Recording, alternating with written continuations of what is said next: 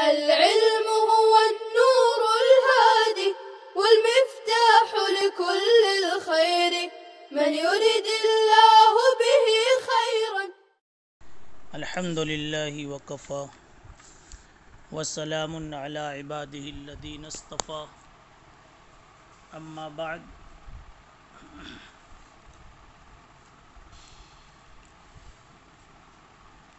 باب قوله وَأَن تَجْمَعُوا بَيْنَ الْأُخْتَيْنِ إِلَّا مَا قَدْ سَلَفَ.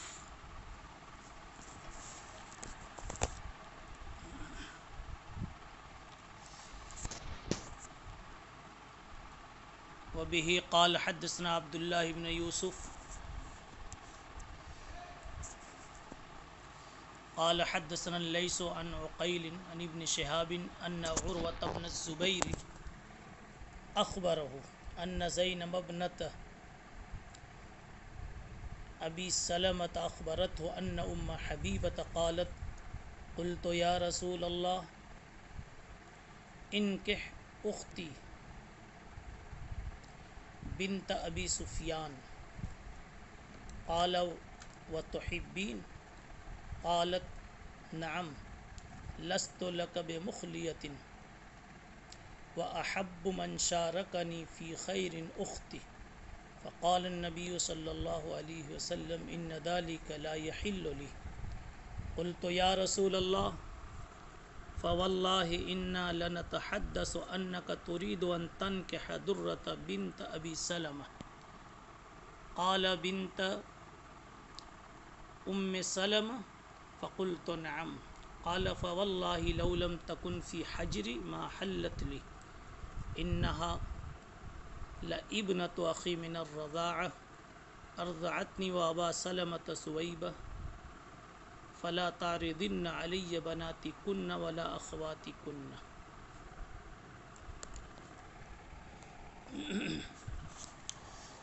اس باب کا حاصل ہے دو بہنوں کو ایک ساتھ نکاح میں رکھنے کی اجازت نہیں ہے.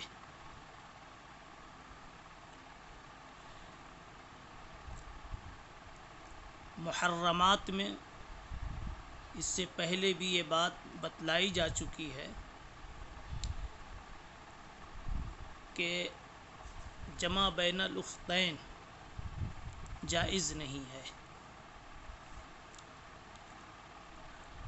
بلکہ ہر وہ رشتہ، ہر وہ دو عورتیں ایک کے نکاح میں نہیں آ سکتی جن دونوں میں سے کسی ایک کو مذکر تسلیم کر لیا جائے تو اس دوسری کے ساتھ اس کا نکاح جائز نہ بنے.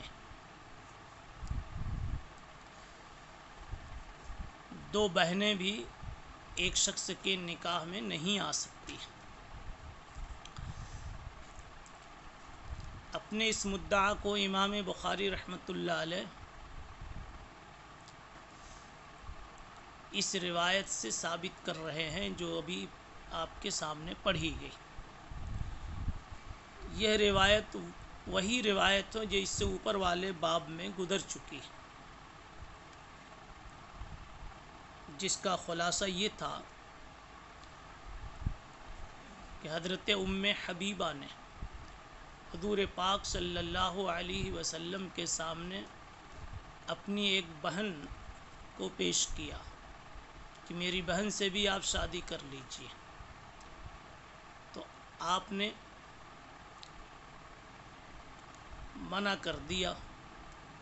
تو ام حبیبہ نے کہا ہم نے تو سنا ہے کہ آپ ابو سلمہ کی بیٹی سے درہ سے نکاح کرنے کا پروگرام آپ نے بنایا ہے.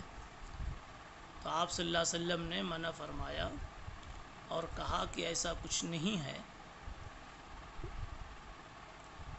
ابو سلمہ کی بیٹی وہ میرے رضاعی بھائی کی بیٹی ہے، اور ایک بات یہ بھی ہے کہ میری ربیبہ ہے.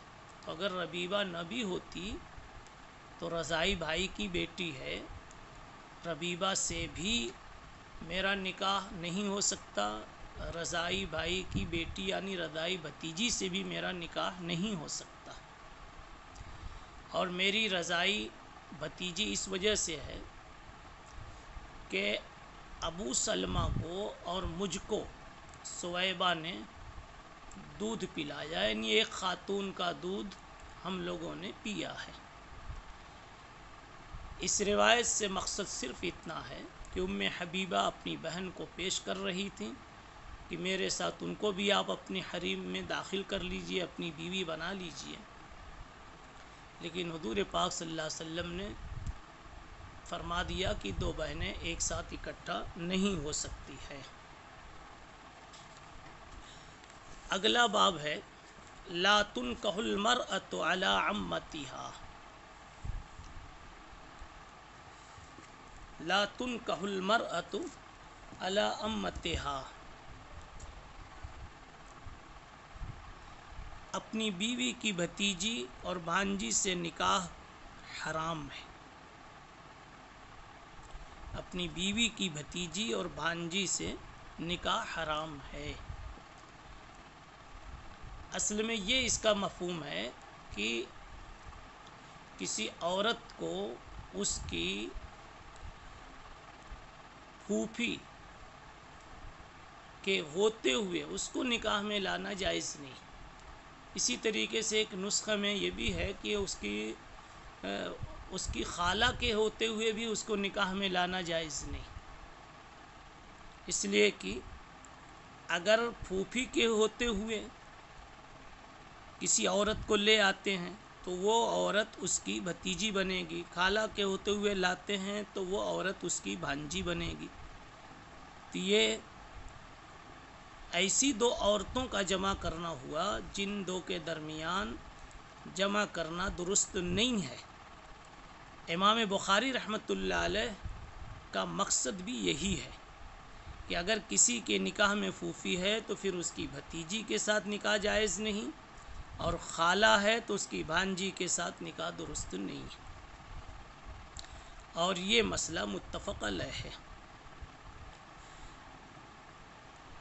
امام نووی رحمۃ اللہ علیہ نے روافض کا اور خوارج کا بعض لوگوں نے استثناء کیا ہے کہ ان کی ہاں اس کی گنجائش ہے، لیکن آپ کو پہلے بتایا جا چکا کہ ایک حنفیہ نے قاعدہ سمجھا دیا ہے کہ ایسی دو عورتوں کو نکاح میں جمع کرنا حرام ہے جن میں سے اگر ایک کو مرد فرض کر لیا جائے تو دوسری کے ساتھ نکاح جائز نہ ہو، لیکن اگر حرمت ایک طرف سے ہو اور دوسری طرف سے نہ بنتی ہو تو پھر جمع کرنے میں کوئی حرج نہیں ہے۔ اس باب کا مقصد سامنے ہے، واضح ہے کہ پھوپھی کے ہوتے ہوئے بھتیجی نکاح میں نہیں آ سکتی ہے۔ بہی قال حدثنا عبدان قال اخبرنا عبداللہ قال اخبرنا عاصم عن الشعبی سمع جابرا، عامر شعبی رحمۃ اللہ علیہ نے حضرت جابر ابن عبداللہ رضی اللہ عنہ کو سنا کہ انہوں نے کہا کہ نہا رسول اللہ صلی اللہ علیہ وسلم ان تنکح المرأة علی عمتها او خالتها، حضور پاک صلی اللہ علیہ وسلم نے منع فرمایا کہ عورت کی شادی اس کی پھوپھی یا اس کے خالہ کے ہوتے ہوئے کی جاوے۔ وقال داود وابن عون عن الشعبی عن ابی ہریرہ، اور داؤد نے کہا وابن عون عن الشعبی عن ابی ہریرہ،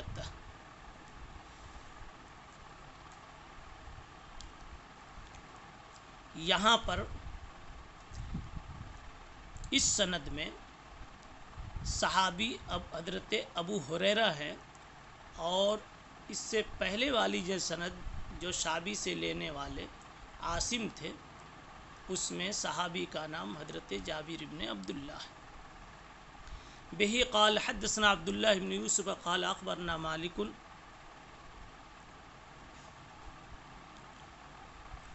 عن ابی الزنادی عن العارج عن ابی ہریرہ ان رسول اللہ صلی اللہ علیہ وسلم قال لا یجمع بین المرأة وعمتها ولا بین المرأة وخالتها، اسی مفہوم کی بالکل روایت. وبه قال حدثنا عبدان قال اخبرنا عبد الله قال اخبرنا یونس عن الزہری قال حدثني قبيصة بن زبيب انه سمع ابا هريرة رضي الله تعالى عنه يقول نهى النبي صلى الله عليه وسلم ان تنكح المرأة على عمتها والمرأة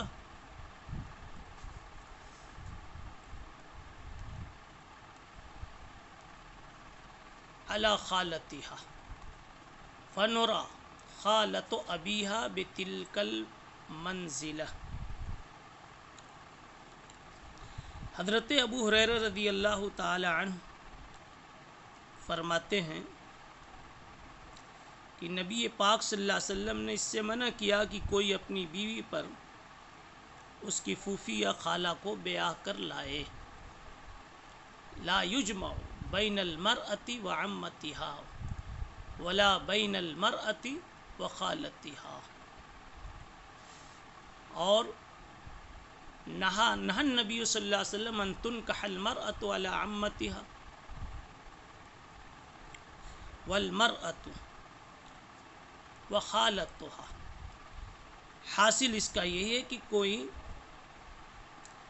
اپنی بیوی پر اس کی پھوپھی یا خالہ کو بیاہ کر لائے، اس سے جناب رسول اللہ صلی اللہ علیہ وسلم نے منع فرمایا.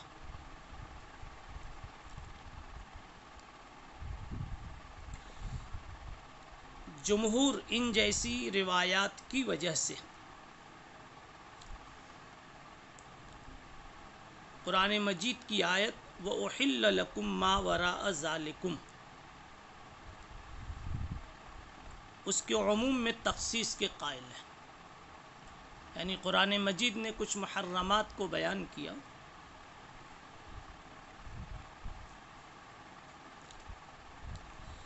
اور ان محرمات کو بیان کرنے کے بعد وَأُحِلَّ لَكُم مَّا وَرَاءَ ذَلِكُم یہ فرمایا کہ اس کے علاوہ ساری عورتیں حرام ہیں. اب اس سوال کو یہ کر سکتا ہے کہ پھر یہ عورتیں حرام کیسے ہوئی؟ اس کا جواب یہ ہے کہ ان احادیث کی وجہ سے وَحِلَّ لَكُم مَّا وَرَاءَ ذَلِكُم کے ماں میں جو عموم ہے اس میں تخصیص کر دی گئی ان روایات کی وجہ سے.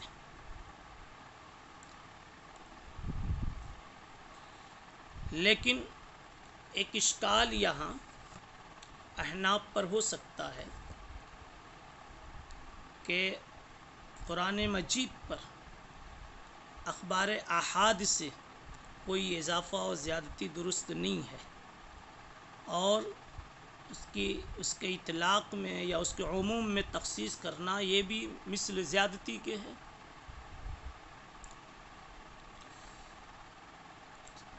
پھر ان اخبار احاد کی وجہ سے ان رشتوں کو حرام کرنا او وحل لکم ما وراء ذالکم کے عموم میں تخصیص کرنا کیسا کیوں کر درست ہے؟ صاحب ہدایہ نے یہ جواب دیا کہ اخبار احاد نہیں ہیں، یہ اخبار مشہورہ ہے. لیکن پھر اس پر اشکال کیا گیا کہ احادیث مشہورہ محدثین کے نزدیک جو ہوا کرتی ہیں وہ شہرت ان احادیث کو نہیں حاصل ہے، بلکہ محدثین کی نگاہ میں یہ اخبار احاد ہی ہیں. اس لیے کہ محدثین خبر مشہور اس حدیث کو کہتے ہیں جس کے راوی ہر زمانے میں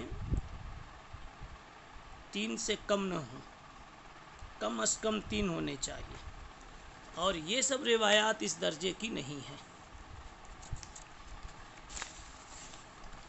اس لیے صاحب ہدایہ کا یہ جواب مقبول نہیں ہو سکا. حنفیہ نے اس کا دوسرا جواب دیا کہ ان روایات کی وجہ سے وحل لکم ما وراء ذالکم کی تخصیص نہیں کی گئی، بلکہ اجماع امت کی وجہ سے، کہ امت کا اس پر اجماع ہو چکا ہے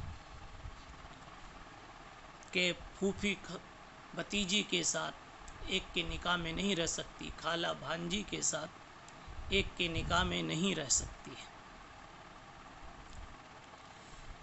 علامہ انور شاہ کشمیری رحمۃ اللہ علیہ نے اس موقع پر ایک بات بڑی خوبصورت بتلائی ہے۔ کہا محدثین کے نزدیک تو در حقیقت مشہور وہی حدیث ہے جو بتلائی گئی کہ اس کے کسی بھی طبقے میں 3 سے کم راوی نہ ہوں، کم از کم 3 ہوں، لیکن اصولیین کے نزدیک وہ حدیث جس کو تلقی بالقبول کا درجہ حاصل ہو وہ بھی مشہور کے حکم میں ہے، یعنی ہر عہد میں، ہر طبقے میں، ہر زمانے میں وہ حدیث مقبول رہی ہو تو اس کو مشہور کا درجہ اور حکم حاصل ہو جاتا ہے۔ اور یہ اخبار احاد اسی قبیل سے ہیں کہ ہر عہد میں، سلف کے ہر دور میں یہ حدیث مقبول رہی ہے، اس لیے تلقی بالقبول کی وجہ سے یہ روایت مشاہیر میں سے ہو گئی۔ اب اس کی وجہ سے کتاب اللہ کے عموم میں تخصیص کی گئی تو اس کی گنجائش بن جاتی ہے۔ روایت میں ایک لفظ ہے، آپ اوپر دیکھیں، نہى النبی صلی اللہ علیہ وسلم ان تنکح المرأة علی عمتها والمرأة علی خالتها، یا یوں پڑھیے ان تنکح المرأة علی عمتها وعلی خالتها۔ آگے ہے وخالۃ ابیہا بتلک المنزلہ، فنرا، نرا اور نرا دونوں طرح پڑھ سکتے ہیں، یہ حضرت زہری کا قول ہے۔ انہوں نے حضرت ابو ہریرہ رضی اللہ عنہ سے حدیث نقل کی کہ رسول اللہ صلی اللہ علیہ وسلم نے پھوپھی پر بھتیجی کے نکاح سے اور خالہ پر بھانجی کے نکاح سے منع فرمایا۔ حضرت زہری فرماتے ہیں کہ عورت کے باپ کی خالہ کا بھی ہم یہی حکم سمجھتے ہیں، عورت کے باپ کی خالہ کا بھی ہم یہی حکم سمجھتے ہیں، یعنی عورت اور اس کے باپ کی خالہ کو بھی کسی ایک کے نکاح میں جمع نہیں کیا جا سکتا۔ یہ مطلب ہے فنرا یا فنورا خالۃ ابیہا بتلک المنزلتی، خالۃ ابیہا بتلک المنزلتی، دونوں طرح اس کو پڑھ سکتے ہیں۔ آگے حضرت زہری نے حضرت عائشہ کی اس حدیث کو اپنے قول فنرا خالۃ ابیہا بتلک المنزلہ کے لیے بطور دلیل پیش کیا، کیا لأن عروۃ حدثنی عن عائشہ قالت حرموا من الرضاعۃ ما یحرم من النسب، کہ حضرت عائشہ نے کہا عروہ سے کہ رضاعت سے وہی رشتے حرام سمجھو جو خون کی وجہ سے حرام ہوتے ہیں۔